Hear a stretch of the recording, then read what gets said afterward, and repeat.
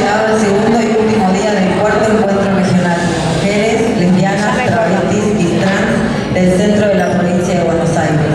Y queremos transmitirles la inmensa alegría que nos atraviesa por haber llevado a todos a nuestra ciudad e inundar el feminismo en nuestras calles.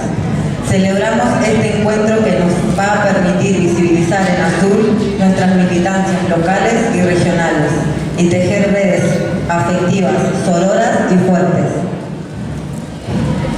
La avanzada conservadora neoliberal de Macri y Vidal, que arrasa con nuestros derechos y golpea nuestras libertades, nos expone a las mujeres lesbianas, travestis y trans a mayor pobreza y precariedad.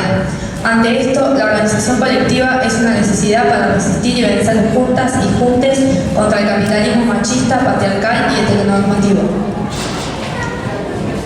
En este panel de cierre se abordarán las estrategias que desarrollamos para hacer frente al empobrecimiento que generan las políticas de la derecha y cómo afecta negativamente el ajuste estructural de los gobiernos en los sectores populares, en donde nosotros somos los más afectados.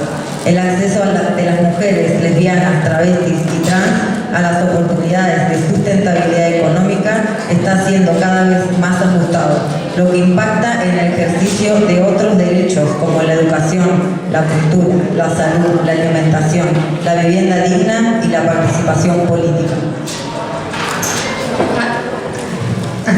Los panelistas invitados son Claudia Colol, Corina Rodríguez Enríquez, Mafalda Sánchez, Cecilia González y Jackie Flores.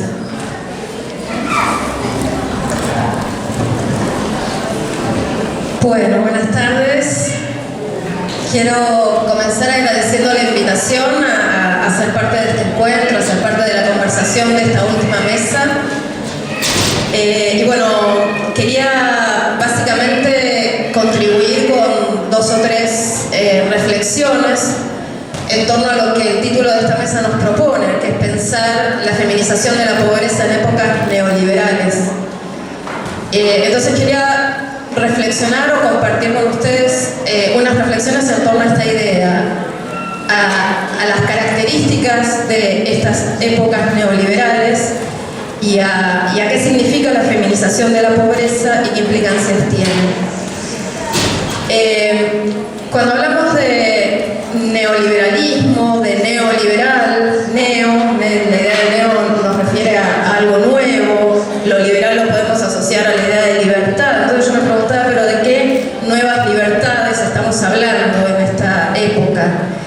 Y me pareció que básicamente la libertad que se promueve y que se ha venido consolidando o que se intenta consolidar como forma de vida en esta época es casi exclusivamente la libertad de mercado, y que particularmente en estos momentos lo que prevalece es la idea de la libertad del mercado financiero y particularmente la libertad de los capitales, cuyas decisiones van en algún sentido determinando la vida de las personas.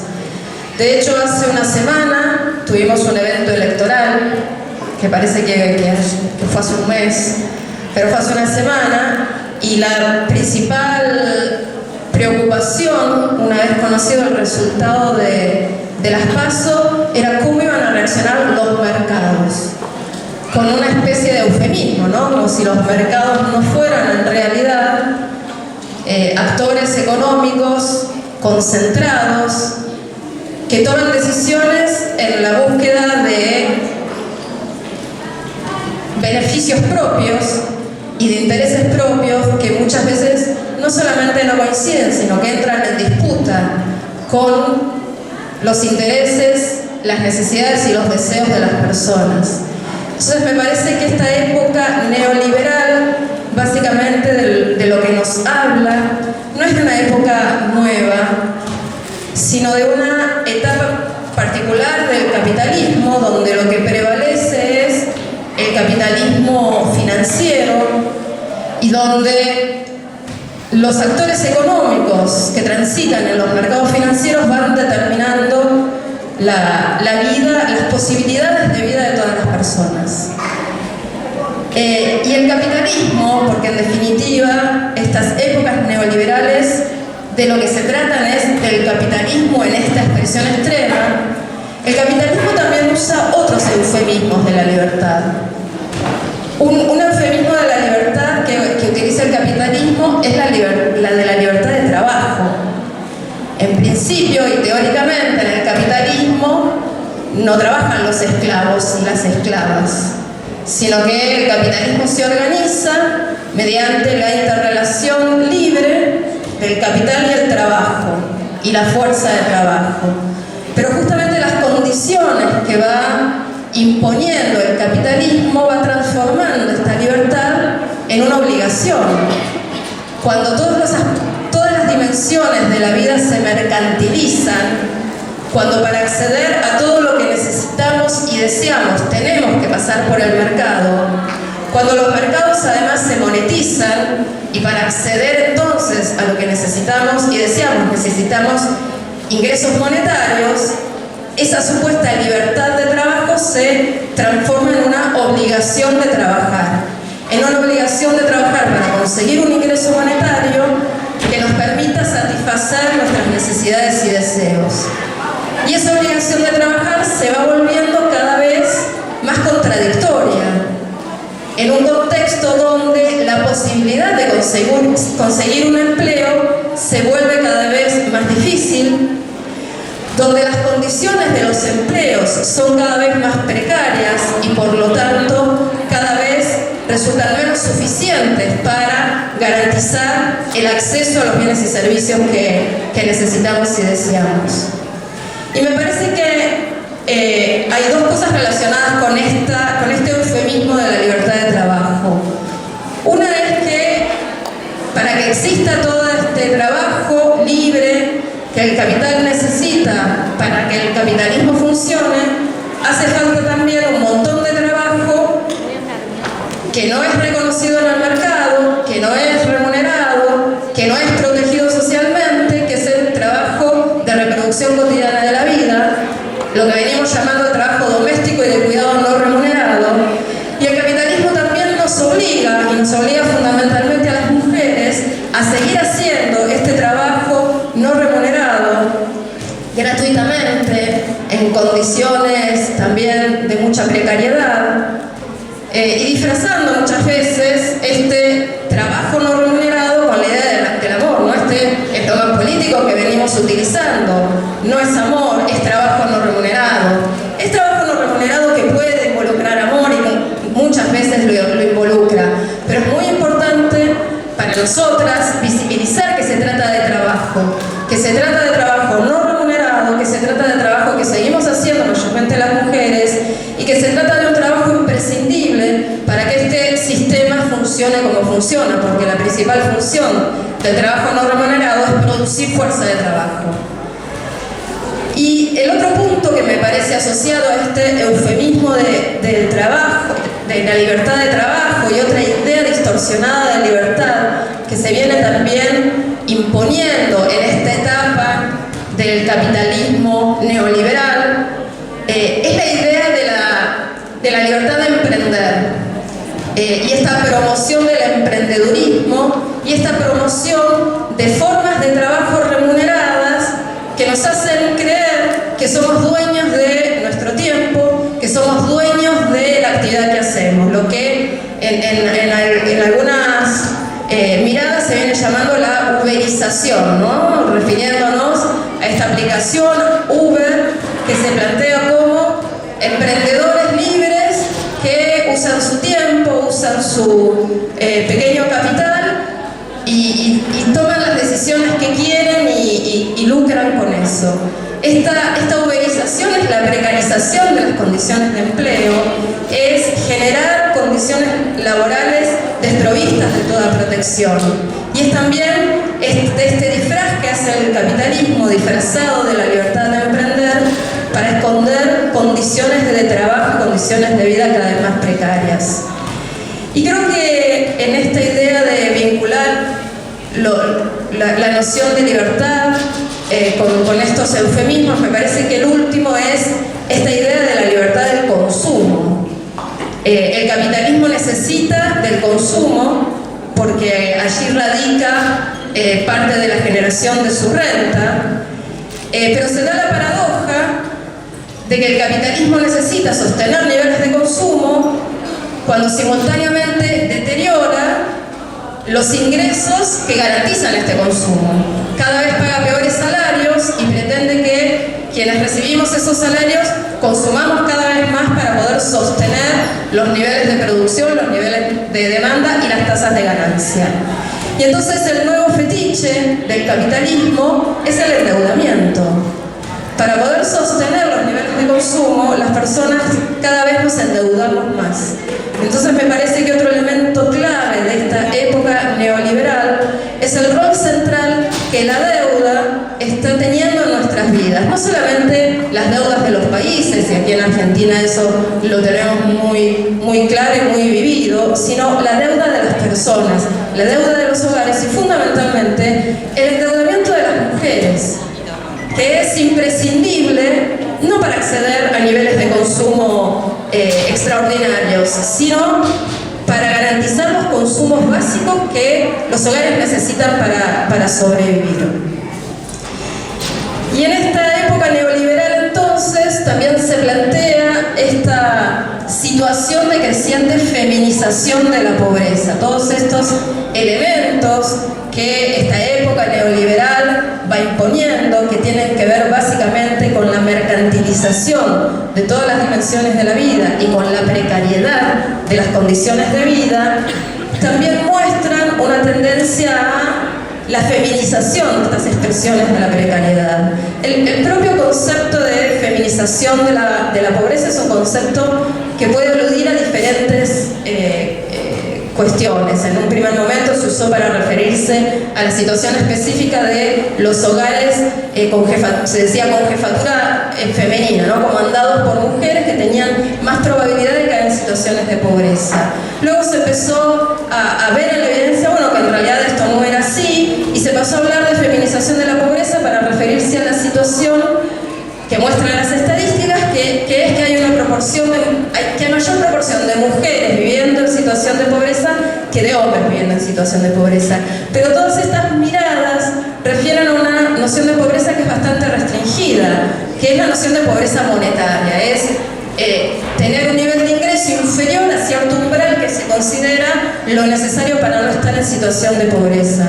Y yo creo que cuando hablamos de feminización de la pobreza, básicamente de lo que podemos estar hablando es de la experiencia de vida de las mujeres en estas condiciones materiales de precariedad y de pobreza que impone el capitalismo, y que tiene que ver con las dificultades mayores que tenemos las mujeres y las identidades diversas para acceder a recursos económicos, para acceder a empleos, para acceder a activos económicos, que también se relacionan con la injusta organización social del cuidado y el mayor peso del trabajo no remunerado sobre nuestras vidas. Y también me parece que esta idea de feminización de la pobreza se puede vincular con otras dos nociones. Una es el rol específico que, de nuevo, el trabajo de las mujeres cumple como amortiguador de las crisis económicas. También la evidencia lo que demuestra es que estas épocas neoliberales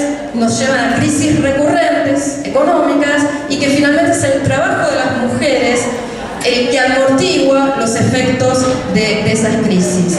Y el otro elemento con el que lo quería relacionar tiene que ver con una tendencia también a la feminización de las políticas que se implementan para teóricamente hacer frente a la situación de pobreza. El caso de los programas de transferencias condicionadas, como en Argentina sería el ejemplo de la asignación universal por hijo, un programa feminizado porque está destinado a niños y niñas, pero se le paga a sus madres.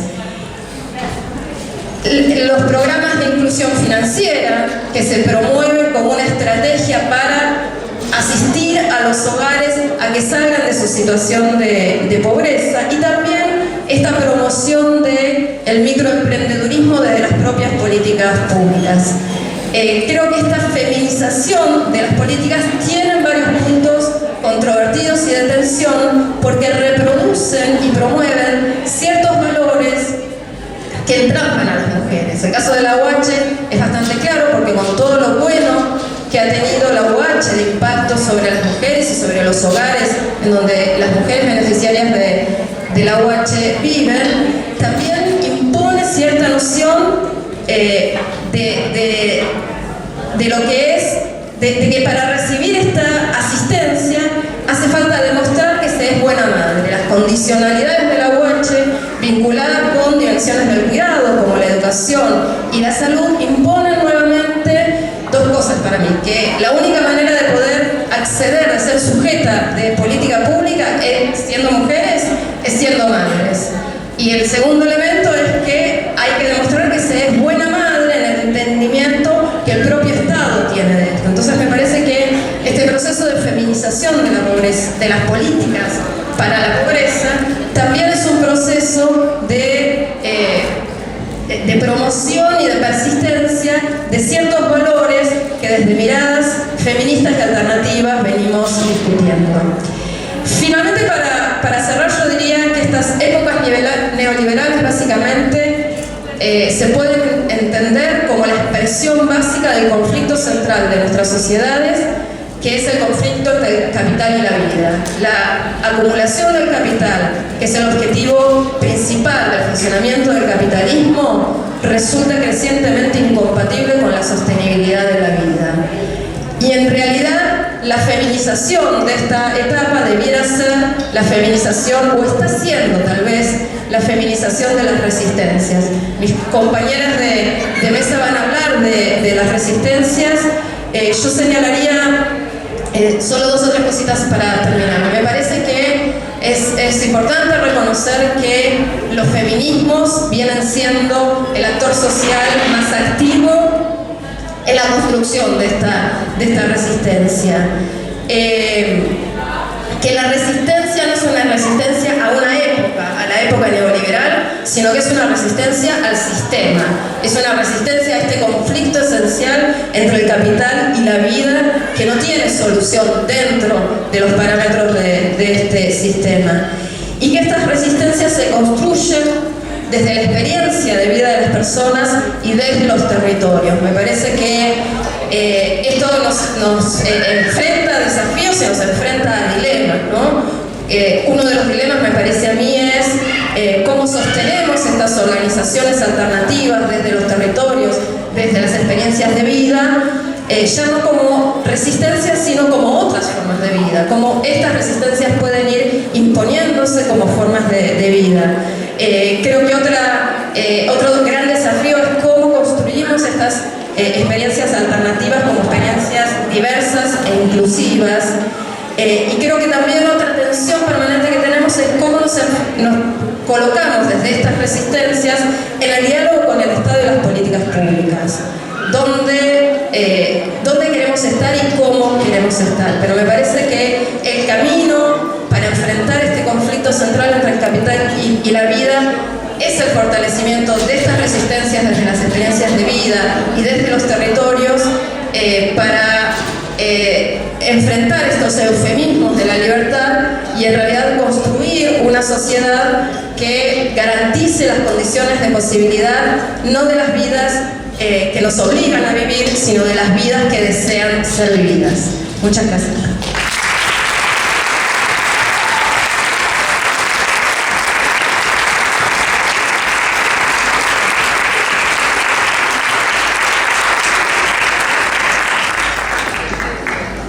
Bueno, buenas tardes. Buenas tardes.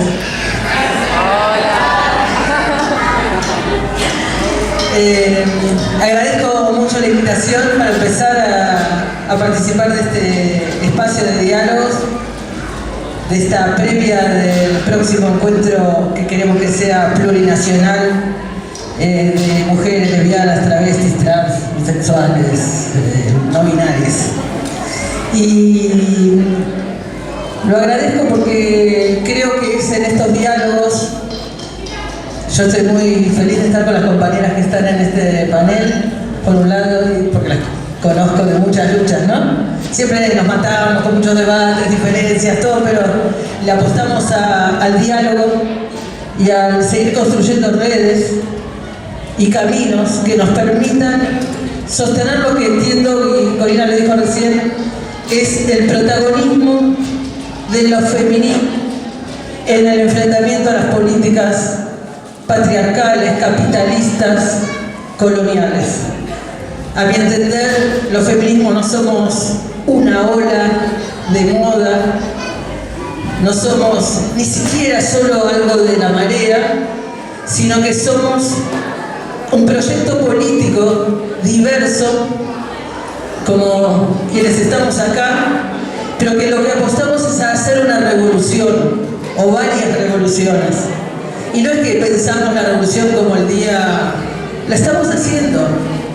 Pensemos lo que fue estos años durísimos de enfrentamiento a las políticas conservadoras, neoliberales. Compas, nos están matando y seguimos andando. Nos están golpeando, nos están violentando, nos están expulsando de los territorios, nos están negando en los derechos que ya ganamos, ¿no? Una y otra vez. Celebramos un día el cupo laboral trans travesti y después conseguir cada lugar de trabajo es una pelea cotidiana. Celebramos la ley contra la violencia hacia las mujeres y después asegurar que esa ley se cumpla, o la ESI, o cualquiera de los logros que vamos teniendo, nos cuesta un montón sostener. Pero seguimos caminando y creo que esto es lo que tenemos que cuidar en nuestros encuentros, en nuestras marchas, en nuestros activismos. Sostener la dimensión de revoluciones que encarna el feminismo. Revoluciones, entonces, que no piden permiso para hacer. Ninguna revolución pide permiso. Revoluciones que rompen el orden hegemónico. Revoluciones que corroen el disciplinamiento de las violencias patriarcales, coloniales, capitalistas, en la sociedad y en nuestros colectivos y en nuestras organizaciones. Porque no es sobre la base de la obediencia y de la disciplina como se hacen las revoluciones. Revoluciones que irrumpen. Y acá me adelanto a los debates que venimos realizando para traer una memoria y un recuerdo. Cuando Loana Berkins era la única travesti casi que iba a los encuentros nacionales de mujeres, no pedía permiso. Muchas veces la atacaron. Hay un relato por ahí que hace donde hemos participado en uno de esos talleres que era por el derecho al aborto, en uno de los encuentros, y alguien le gritó, acá hay un varón, y tuvimos que salir a dar esa disputa, que era con los sectores de la Iglesia Católica que estaban trabajando en contra del derecho al aborto. Perdón, ¿no? Que siguen estando. Pero no pidió permiso, no pidió permiso. ¿Qué es lo que estamos diciendo ahora cuando pedimos ser todas nombradas? Que no solo no tengamos que pedir permiso, sino que además seamos reconocidas y nos reconozcamos entre nosotras. Que unas a otras nos miremos y nos nombremos. Y no vale no nombrarnos, porque acá lo decía de algún modo Corina cuando hablaba del trabajo de las mujeres, ¿no? Las mujeres históricamente fuimos invisibilizadas y nuestro trabajo fue invisibilizado. Y ni que hablar, las compañeras travestis trans han sido históricamente invisibilizadas. Y también las compañeras de los pueblos originarios, de los pueblos negros. Hay quienes todavía creen que la Argentina es una gran Argentina blanquita y donde no hay historia, no hay memoria, no hay raíz. Las compañeras que viven en los territorios que algunos consideran territorios inviables, las compañeras que viven en las villas. Bueno, en todos esos territorios inviables está creciendo el feminismo. En todos los espacios está creciendo el feminismo. Y entonces es deber y derecho de nosotras reconocernos entre nosotras. Porque es lo que se ha querido prohibir, lo que se ha querido olvidar, lo que se ha querido ningunear, lo que hoy está diciendo, acá estamos. Y queremos ser nombradas. Y estamos enfrentando políticas de muerte. El neoliberalismo, las políticas extractivistas, las políticas patriarcales, heteropatriarcales, coloniales, son políticas de muerte. Y no es un eufemismo, nos matan. El patriarcado nos mata. Y cada vez es mayor el número de femicidios y de travesticidios y transfemicidios que contabilizamos. Que sabemos además que lo que contabilizamos es solo una parte de lo que sucede. Pero también nos matan al despojarnos de nuestras tierras, de nuestros territorios. Y hablo de las mujeres originarias, de las mujeres campesinas, de las mujeres negras. Entonces, si queremos construir políticas de vida desde los femicidios, creo que una de las estrategias fundamentales es, por supuesto, reforzar todo esto que hemos venido creando y construyendo durante todos estos años, ¿no? Los espacios de la economía social. Las compañeras van a hablar mejor que yo porque la vienen remando en la marea, ¿no? hace años. Los espacios de las fábricas recuperadas, los espacios donde reinventamos el trabajo, el estudio, la alimentación, los espacios que frente a la decisión de dejarnos sin trabajo, sin comida, inventamos la olla.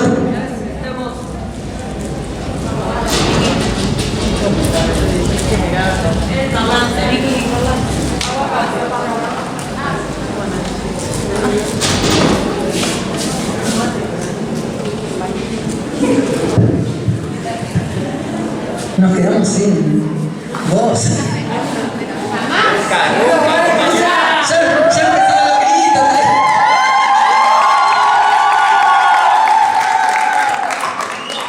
Y entonces, fortalecer todos esos espacios que hemos creado.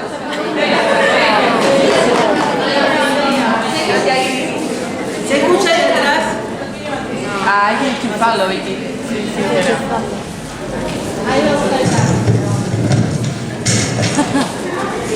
Entonces decía, fortalecer como estrategia los espacios de organización de mujeres, de travestis, de trans, que construimos estrategias de sobrevivencia o de vida digna frente a las políticas de muerte.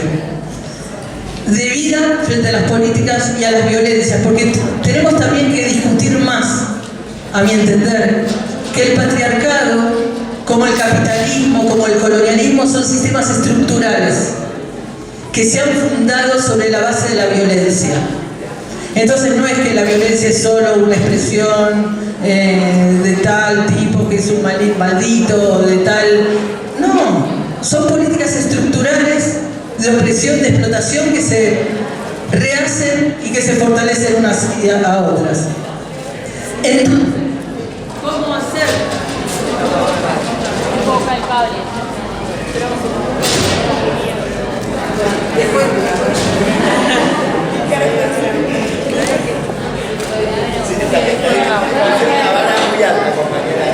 ¿Qué vamos a decir nosotros? ¿Qué vamos a decir nosotros? Entonces, para aprovechar estos segundos que tengo de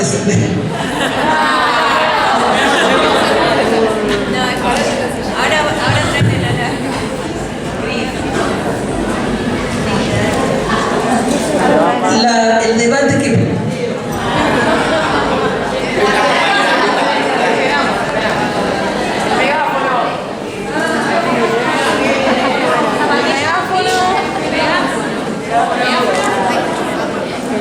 Bueno, cantemos algo, compañeras, a ver. ¡Ah, la violencia! La mujer, la resistencia. Oh, me duele, machista, de que está la lucha feminista.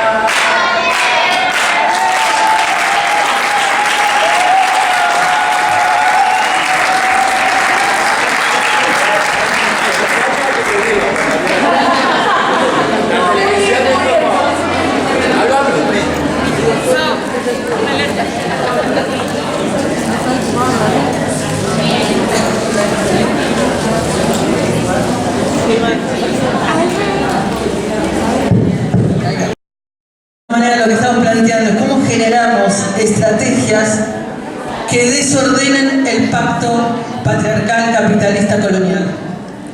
Y que lo cuestionen en todas sus dimensiones. Y ahora me quiero referir, porque el tiempo cobra que me hayan hecho descuento de 10 minutos más o menos, muy brevemente, ¿a qué lugar entonces va a tener el encuentro de La Plata, y no le puse nombre, en esa estrategia de revoluciones?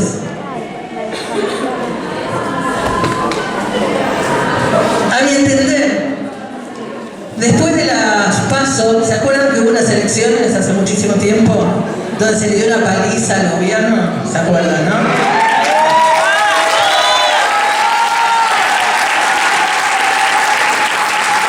Al día siguiente de la paliza nos dieron el golpe financiero.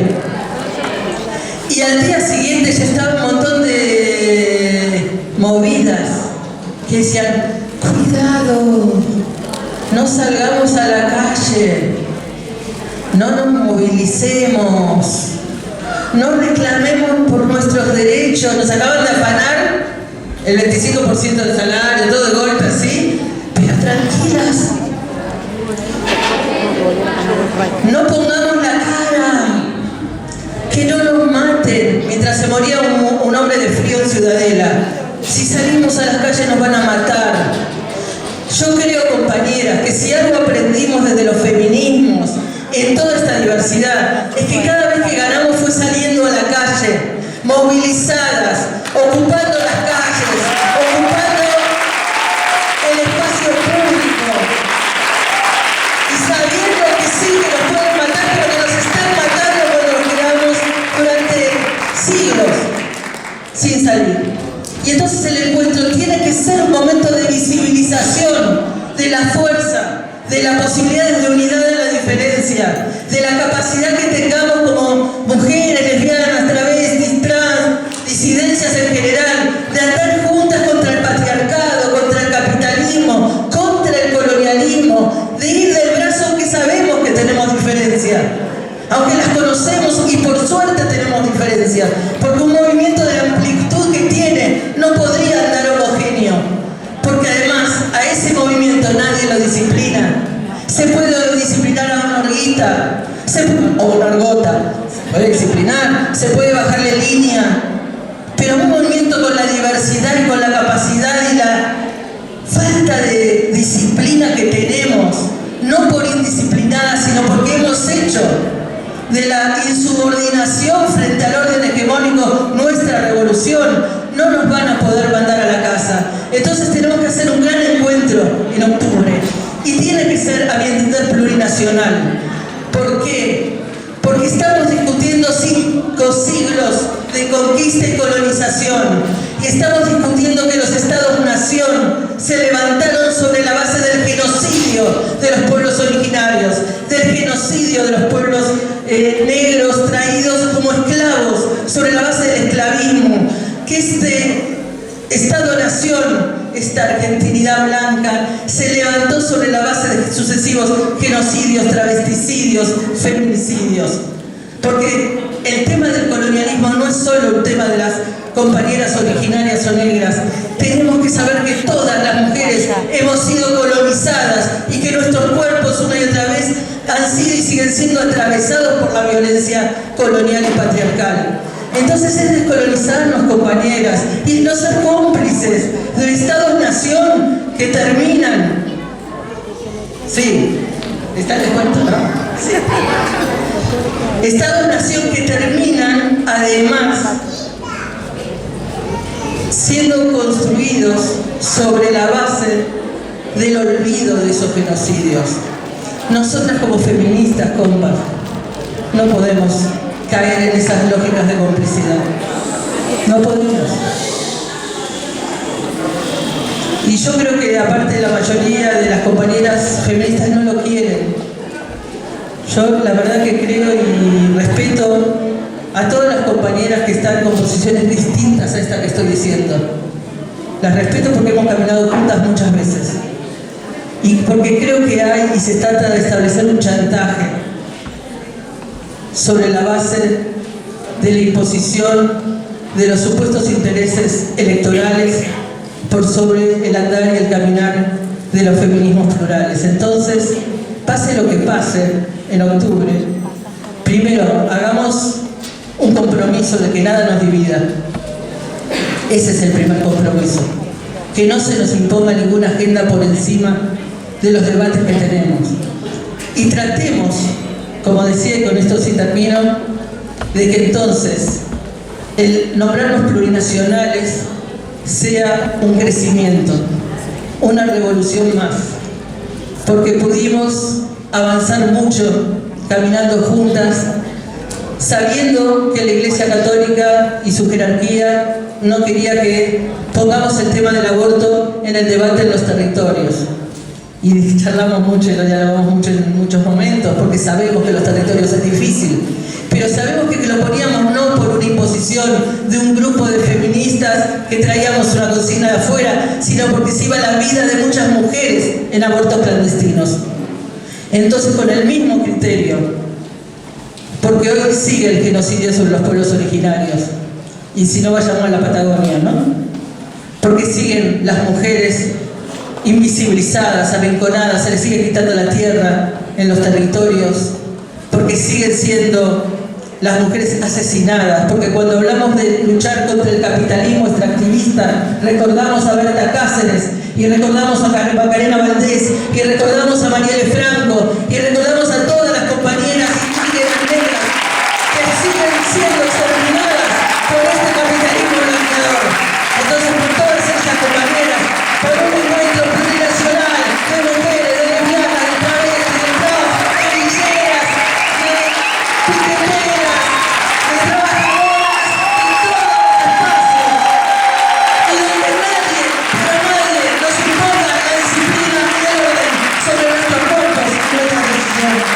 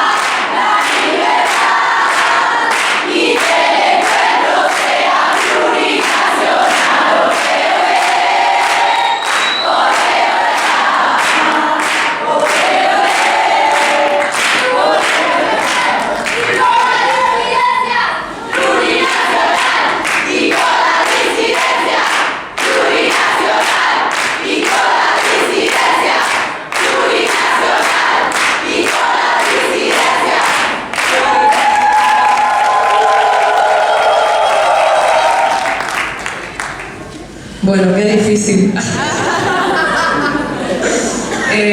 Bueno, ¿qué tal? Buenas tardes. Bueno, primero que nada yo quería felicitar a las compañeras y compañeros que estuvieron armando este encuentro, porque cuando algo está hecho con amor feminista se nota en cada detalle y acá se nota en mucho, así que felicitaciones.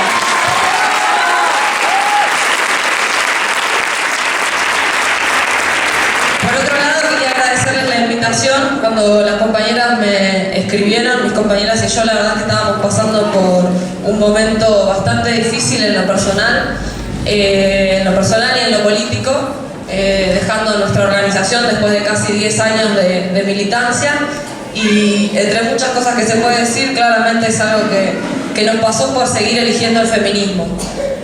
Así que bueno, nada, quería agradecerles principalmente porque la verdad que nada, los mensajes de compañeras de diferentes lugares, propuestas de talleres, propuestas para escribir en medios de comunicación, estas invitaciones, todo ese tipo de propuestas y de amor que nos fue llegando fue lo que nos vino sosteniendo durante todo este tiempo, que como militantes populares en años tan complejos, la verdad que sentirse solas o aisladas es muy complejo, muy difícil y muy duro.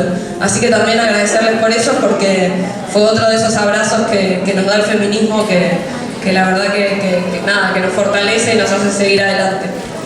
Y en esto la verdad que quería resaltar esto, ¿no? Las redes, los encuentros locales, las tramas que vamos construyendo a lo largo de los años, porque no solo nos sostienen en lo individual, sino que nos sostienen también en lo colectivo. Y me parecía que para el tema de este panel es muy difícil no hablar de nuestras redes, de nuestras tramas, que componen nuestra resistencia para poder hablar de feminización de la pobreza y de crisis. Porque la verdad es que es lo que nos viene sosteniendo por abajo, ¿no? Por abajo de todo ese sistema político, de los cierres electorales, los cierres de listas, etcétera, y todo lo que venimos en los últimos 2 años de rosca, de rosca y de rosca. Por abajo, nosotros venimos tejiendo, venimos tramando un montón de redes que sostienen literalmente nuestra vida. Porque como decía Claudia recién, el patriarcado y el capitalismo nos matan todos los días. Y son estas redes que nos sostienen económicamente también en un momento de crisis muy fuerte, pero nos sostienen en las situaciones de violencia, en los abortos que todavía son ilegales. Y la verdad es que quería poner el énfasis en esto. Se me fue, te dije que me iba a pasar, que se me iba a apagar la pantalla. La verdad es que bueno, no voy a entrar en grandes detalles de lo económico, cómo repercute, porque creo que sabemos muy bien cómo repercute la crisis económica sobre nuestros cuerpos. A medida que vinieron pasando estos 4 años de macrismo, vamos sintiendo en el cuerpo cómo todo se pone cuesta arriba. Y la verdad es que ya sabemos que somos las más pobres, que somos las más castigadas por las políticas económicas. Este gobierno en particular, no solo con sus políticas económicas, sino que metió nuevamente los discursos de odio y de violencia. Y creo que esto es lo que más nos viene preocupando, o por lo cual nos venimos organizando, en particular para dar un mensaje claro en lo electoral. Pero para mí tampoco es lo principal o es lo importante. Y me parece que es necesario que también, así como nos nombramos, como le ponemos importancia, cómo nos nombramos, cómo nos unificamos, también es importante hablar de nuestra potencia. Porque durante estos 4 años, nosotros fuimos los primeros que estuvimos en la calle haciéndole un paro a este gobierno. Y a mí me parece que no podemos perdonarles en la etapa que se viene a los machos de los sindicatos, a los machos de las centrales sindicales, que mientras nosotras sosteníamos la miseria por abajo, ellos seguían especulando cómo sostenerse en sus lugares de privilegio. Y es por eso que me parece que tenemos que hablar de nuestra potencia.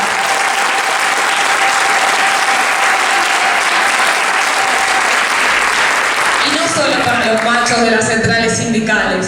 También me parece que es sumamente importante que cuando hablamos de nuestra potencia, hablemos que la victoria del domingo pasado no se da gracias a que el peronismo se unificó. El peronismo se unificó porque era lo que tenía que hacer. Porque era lo que tenía que hacer ante un pueblo que viene estando en la calle y que nosotras somos protagonistas diciendo basta al fascismo, basta al neoliberalismo.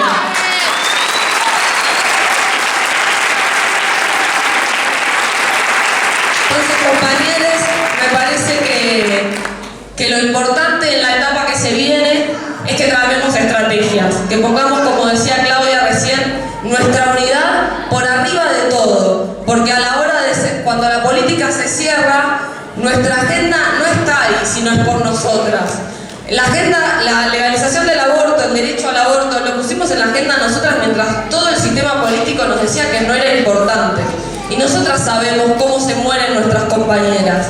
Entonces me parece que tenemos que poner mucha atención, mucho esfuerzo sobre todo en que a pesar de las diferencias tenemos que poner la unidad, nuestra unidad feminista por arriba absolutamente de todas nuestras organizaciones, nuestras agrupaciones sindicales, estudiantiles.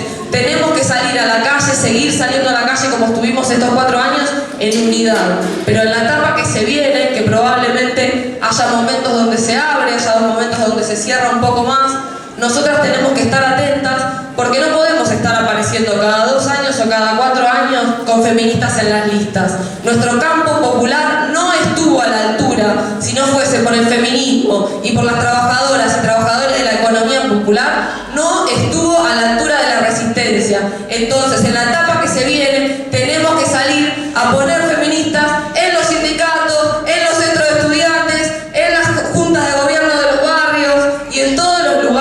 podamos.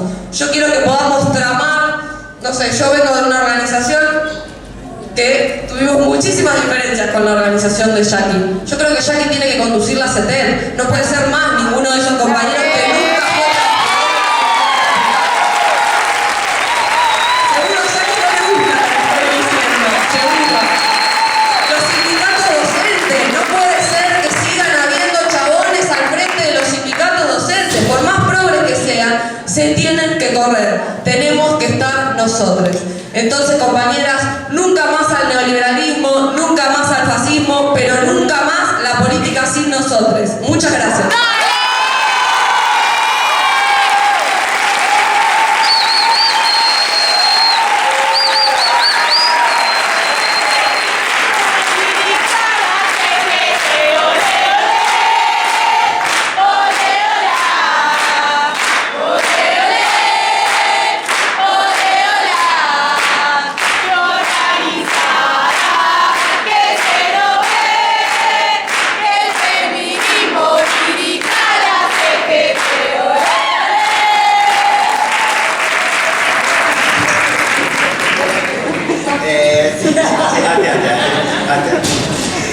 Bueno, buenas tardes a todos, todas y todes. Soy de Mar del Plata, pertenezco al Frente Feminista del Movimiento Popular La Dignidad y nada, estoy orgullosa de estar con tanta gente grosa acá. La verdad que es una emoción súper. De hecho, pusieron la vara muy alta, todo lo que yo iba a decir lo dijeron, así que voy a hablar boludeces durante 20 minutos que me corresponden. No, nada. Agradecerle por supuesto a las organizadoras y organizadores de este gran encuentro. La verdad que con idas y vueltas la pasamos maravilloso, ya tú sabes. Pero bien, nos llevamos una experiencia súper rica, conocemos un montón de personas de otros espacios y la verdad es que, como decía recién, mucho no me queda para decir, pero sí me gustaría, no tuvimos la oportunidad de hacer una conclusión del taller. En realidad la conclusión la tenemos y a eso me voy a referir, del taller de travestis, trans y disidencias. Lo que se nos planteó en un principio y como eje central y troncal era quiénes ocupamos el taller, entendiendo que si bien las disidencias es muy abarcativo, generalmente quedan por fuera las masculinidades trans. Así que nosotras, nosotros y nosotres, hoy en el taller decidimos que queremos plantear que las masculinidades trans forman parte del encuentro nacional, plurinacional y de las regionales. Nos parece muy importante que los compañeros estén visibilizando acá las problemáticas como cualquiera de nosotras. Por otro lado, me gustaría, también estuvimos hablando y haciendo hincapié mucho en lo que es el cupo laboral trans, algo que la señora Vidal, señora entre paréntesis, no tiene totalmente invisibilizado. El cupo laboral travesti trans debería de ser una gran herramienta para la colectiva trans y lamentablemente no podemos acceder en la gran mayoría de las localidades de la provincia de Buenos Aires y mucho menos nacional, ¿no? Así que nada, ahí tenemos que seguirle poniendo cuerpo, cabeza y todo el énfasis que tenga y la militancia, porque entendemos que es un salvavidas para nosotras las mujeres trans el cupo laboral, porque si el Estado no nos da otra herramienta, lamentablemente por algo vivimos 35 años, por algo somos violentadas, por algo somos criminalizadas, porque esto conlleva a lo que ya sabemos muchas y muchos de todos los que estamos acá, que el Poder Judicial y la policía nos criminaliza por el simple hecho de ser trans. Que la Ley de Identidad de Género vino a traer luz, sí, claramente que trajo luz sobre muchas cuestiones, pero la realidad es que no bajó la tasa de mortalidad, nos seguimos muriendo a los 35 años. Yo digo que soy una travestosauria porque tengo 43, pero sí, es la realidad, porque en el camino dejé más de 20 compañeras, militantes, otras no, pero que sí se merecían seguir estando vivas y se merecían estar ocupando este espacio como todas ustedes. Así que, bueno, en ese sentido, seguimos creyendo fuertemente que el camino es este, el camino es golpear puertas, el camino es las calles, como decían bien los compañeros y compañeras, es la única herramienta que tenemos, las villeras, las pobres, las putas, las trabas, es el único espacio que tenemos, es la calle y de ahí no nos va a mover nadie. Por otro lado, militamos fuertemente la ley de reconocer es reparar. Nos parece que debemos ser reconocidas como sujetas violentadas históricamente. No es, ¿cómo decirlo? Sin que suene violento, porque la verdad que en realidad la violencia fue para nosotras, pero cuando yo lo cuento me da vergüenza porque me parece que es violento hasta que yo lo cuente.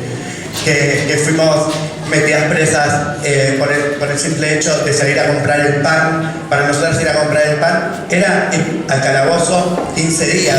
En los 90, cuando yo transicioné, pasaba eso.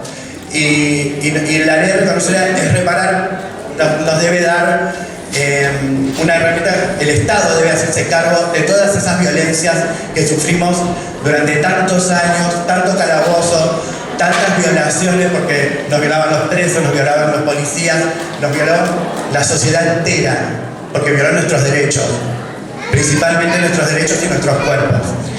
Así que la ley de reconocer y reparar tiene que ser una ley, si bien está cajoneadísima, como muchas leyes y derechos que exigimos la población travesti trans.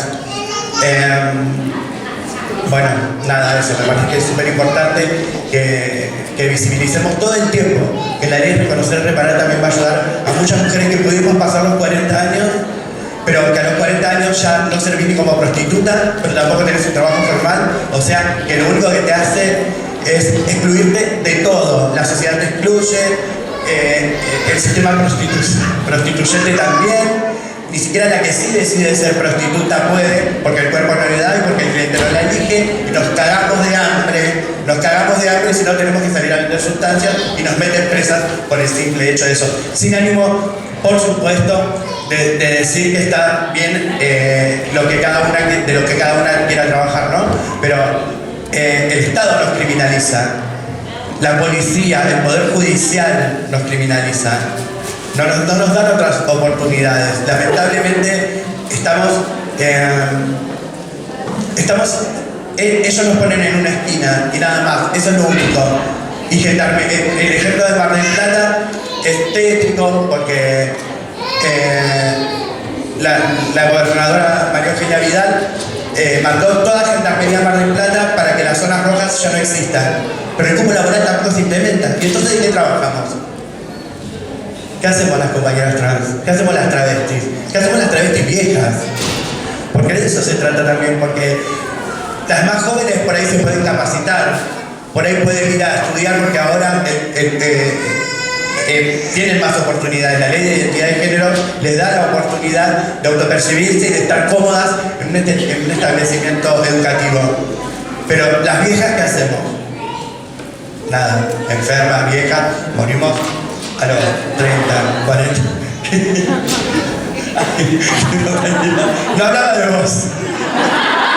Pero bueno, sí, un poquito. Bueno, nada, esto.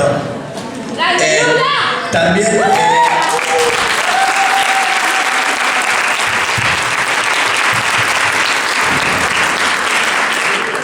También en este sentido, me parece súper importante para las compañeras de acá, de Azul, que debemos darle un poco de rosca y de acompañamiento a las compañeras trans, valga la redundancia, que son dos las compañeras que la luchan, la reman, tanto Vicky como Solange, perdón, Vicky como Solange, la reman en el asfalto, chicas, no tienen acceso a nada. y no les llega información y nada. Lo que ayer estaba hablando con las compañeras, si yo pensaba que en Mar del Plata la pasábamos mal, esto es una tortura lo que le pasa a las compañeras acá en Azul. Debemos de ser acompañantes de la lucha de ellas. Es una necesidad, claramente es una necesidad.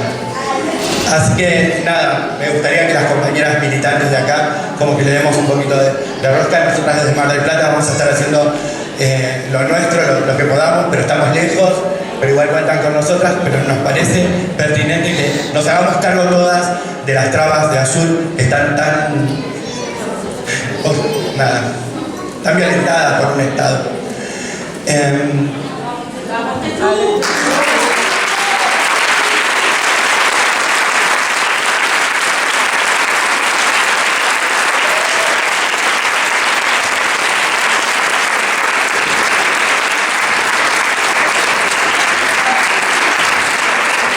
Bueno, nada, muchísimas gracias por el espacio que nos dan. Insisto con que las masculinidades trans tienen que formar parte de este espacio porque todas tenemos derecho y ellas también. Así que nada, sigamos luchando, compañeras, y a militar por una patria justa, libre y soberana. Gracias.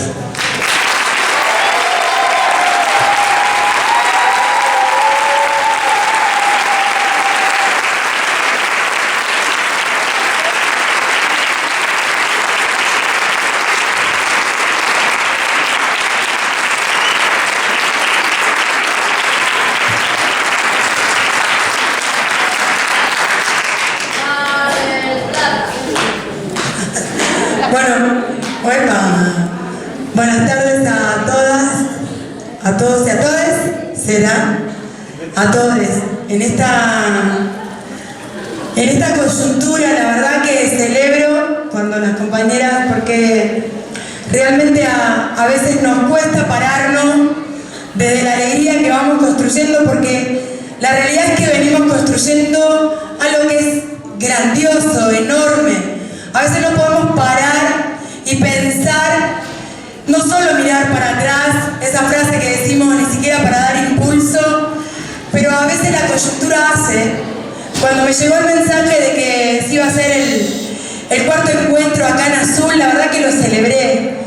Y celebré porque tiene que ver con esto que se ha dicho acá en esta mesa, porque la realidad es que donde nos tenemos que parar es justamente desde ese lugar de no pedir permiso, porque la realidad es que nosotros somos parte de este feminismo popular que venimos construyendo, porque no recuerdo haber pedido permiso para ser parte, y porque a pesar de los años y a pesar de que es una realidad, la verdad que a mí me toca representar a muchas mujeres que hemos nacido sin derecho en esta patria, y la realidad es que no nos quedamos en esa situación y no nos quedamos en la victimización por sobre todas las cosas, sino quedamos con esta identidad propia.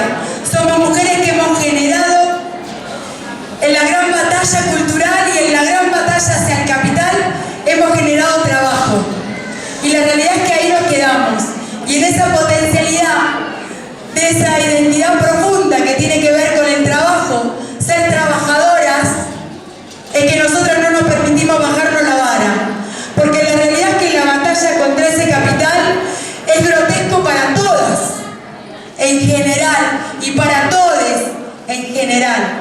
Una de las potencialidades que tenemos nosotras, que hemos venido a convidar, es que empecemos en el conjunto también, sabernos, elegirnos y entender y comprender que la libertad y el respeto conlleva absolutamente lo que nosotras empecemos a descifrar hacia adelante. ¿Qué tiene que ver?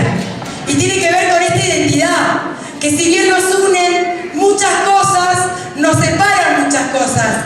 Y de nosotras depende, y no es algo para poner algo más en la mochila, pero si el feminismo popular, respetándonos en las libertades, va a ser no solamente la potencialidad a que resistamos como lo estamos haciendo, pero resistir depende de nosotros que también le pongamos límite a eso que resistimos. ¿Cuántos años más vamos a estar para resistir esa lucha que venimos desde los lugares que venimos resistiendo y luchando? Es porque toda la conciencia de este feminismo popular venimos discutiendo no ser mano de obra barata en esta patria, y eso conlleva los derechos laborales, y eso conlleva que nos metamos entre todas a discutir, porque la verdad que lo que dijo más obviamente que me va a dar pudor, y no porque no me crean o no nos creamos en este conjunto con la capacidad que tenemos. La realidad es que la batalla cultural es muy grande, pero en esto del feminismo popular que nos iguala, que nos abraza, tenemos que empezar a comprender algo que es absolutamente importante para todas y todes en esas libertades. Nosotros también tenemos la capacidad de pensarnos qué patria queremos y hacia dónde la queremos conducir. Y para eso tenemos que empezar a hacernos un poquito más cargo de la fortaleza que tenemos, porque es real. Fuimos nosotras las que le hicimos el primer paro en esta patria al gobierno de derecha que tenemos.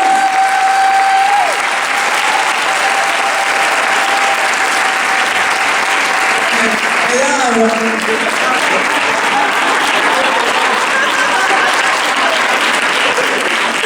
¿Y cuánto nos levantamos la vara, no? ¿Y cuánto ese día, no? Por esa circunstancia de la lucha, de la organización, me sentí par, me sentí latiendo. Es real cuando nosotros decimos, construimos con la palabra, construimos con el caminar, con el sentir, le ponemos el cuerpo. A mí me tocó estar por fuera de la patria ese día. Y si bien la construcción también me ha permitido llorar de alegría, fue tremenda la emoción que me provocaron todas y todos ustedes. Pero acá es donde está el peso profundo y real del feminismo que venimos construyendo en este siglo XXI. No es decirnos las cosas, es empezar a sentir las cosas, a profundizar ese proceso del cual todos y todas nosotros somos. La realidad es que muchas veces se me acusa de esto, ¿no? De llegar y romper y no pedir permiso. No, en mis años, que no son muchos, no recuerdo, sinceramente y con el corazón en la mano, haber pedido permiso en ningún espacio. Y tiene que ver porque obviamente también mi sector viene de muy atrás. Y eso es una realidad. Este feminismo popular a nosotros nos levantó la vara y yo digo que nos terminó de completar, que es diferente también. Entonces, ¿cómo nos convidamos a la lucha? Porque es real lo que pasó hace una semana. Somos nosotras, y es real que el 65% de esta patria somos todas nosotras y todas, evidentemente le estamos dando una mirada y un camino distinto a lo que queremos. Bueno, acá es donde tenemos que discutir también. ¿Qué queremos hacer? En algo que nosotras concebimos como el trabajo ordenador de la vida. ¿Cómo lo llevamos adelante a discutir no solamente en nuestros lugares donde nos encontramos, donde discutimos ese trabajo? Porque los gremios, los sindicatos, lo que conllevan esto, que realmente los sindicatos en algún momento, cuando tuve la posibilidad de leer nuestra historia obrera, ellos fueron concebidos para darle la pelea al capital. Y la realidad es que a veces parece que son más primo hermano que cumplir el rol que tienen que cumplir.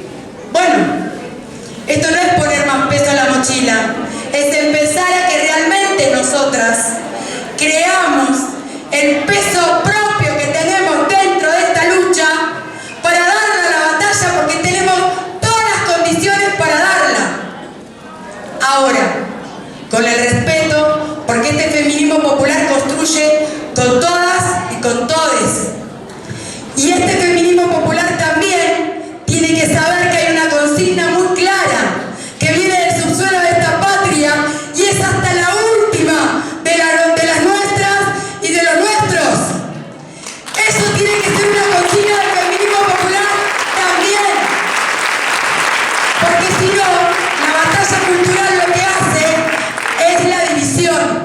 la división donde está, donde tenemos la posibilidad de acomodarnos de alguna manera los huesitos distintos.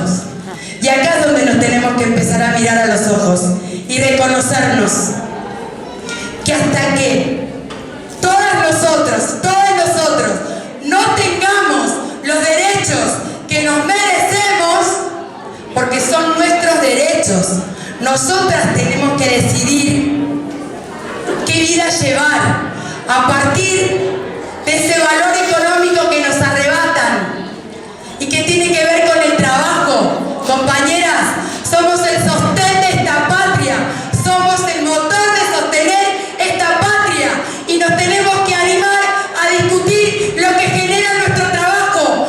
No puede ser que nos ninguneen lo que lamentablemente, hasta que demos esa revolución al capital, por lo menos lo discutimos y tengo lo que me merezco a través de mi fuerza de trabajo. ¿Se entiende? Y no estoy enojada, soy así. Pero si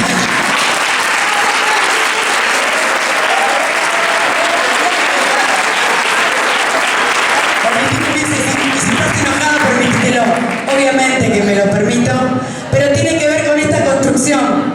Tiene que ver con esta construcción que venimos desde muy abajo entendiendo, al revés de casi todo el feminismo también, pero entendiéndonos algo que es bastante importante para nosotras.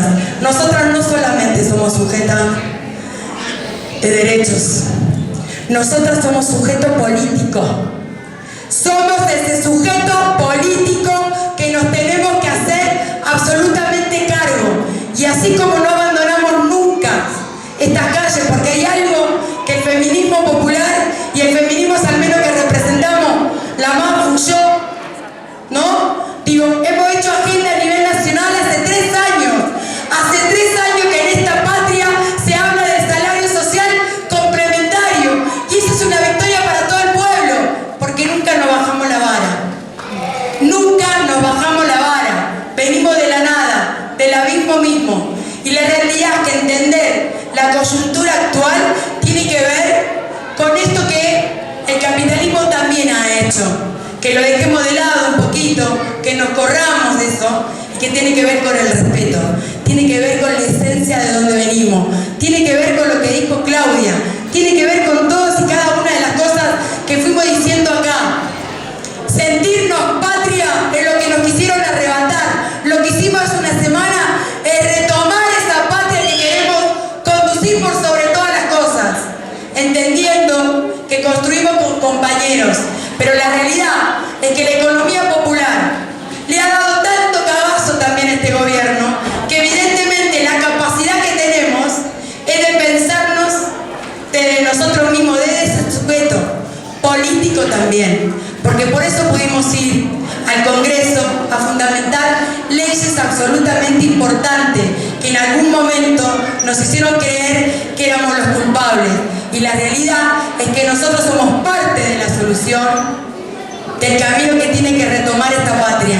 Salimos a la calle antes que este gobierno, saldremos a la calle cuando recuperemos la patria, porque hay algo fundamental que tiene que ver con el respeto, no solamente propio, sino lo colectivo.